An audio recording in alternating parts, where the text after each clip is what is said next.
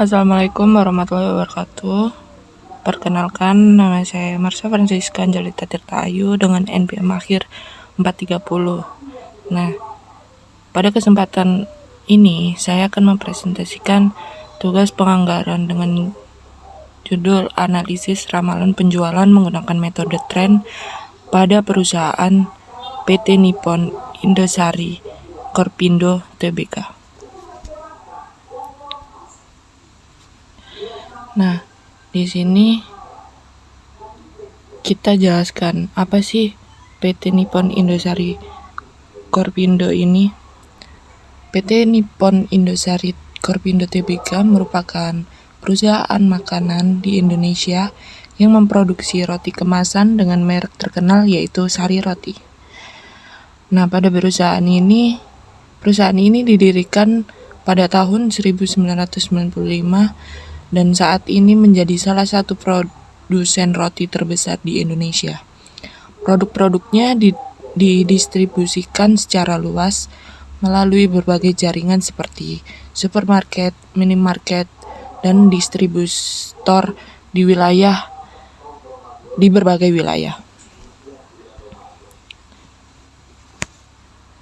Nah, pada bagian ini saya tampilkan data penjualan perusahaan yang untuk digunakan dalam analisis saya.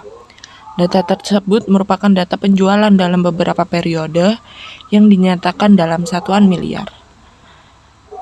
Data ini menjadi dasar untuk melihat pola perubahan penjualan serta untuk melakukan analisis tren guna memprediksi penjualan di periode selanjutnya.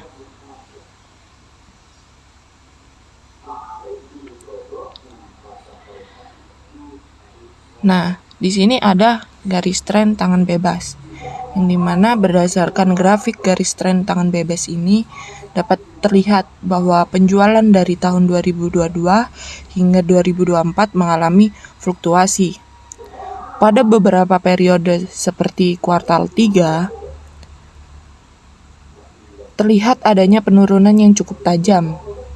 Sedangkan pada kuartal keempat terjadi peningkatan yang cukup tinggi. Meskipun itu, secara umum grafik menunjukkan kecenderungan tren penjualan yang meningkat pada beberapa akhir periode.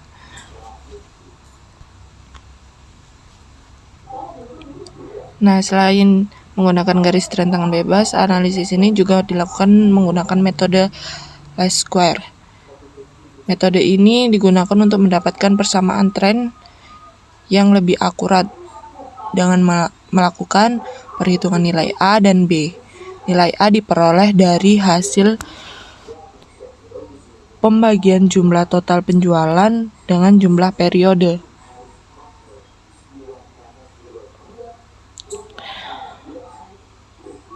Nilai A sedangkan nilai B diperoleh dari perhitungan antara nilai XY dan X kuadrat.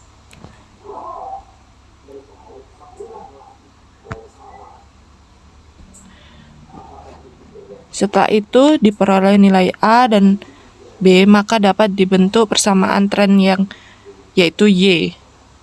Jadi setelah kita menghitung A, setelah tahu hasilnya dan kita setelah menghitung B dan kita sudah tahu hasilnya, kita bisa menghitung ramalan penjualan periode berikutnya, yang dimana dengan rumus Y sama dengan A plus BX. Jadi kita tinggal masukkan total nilai A dan total nilai B, dan X sendiri yaitu untuk periode selanjutnya, dan terdapat hasilnya yaitu 18.795.000.000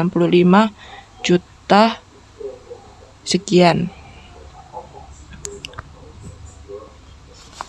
Nah, dapat kita simpulkan berdasarkan hasil analisis ramalan penjualan pada PT Nippon Indosari Korpindo Tbk dapat disimpulkan penjualan perusahaan mengalami fluktuasi, namun secara keseluruhan menunjukkan tren yang meningkat.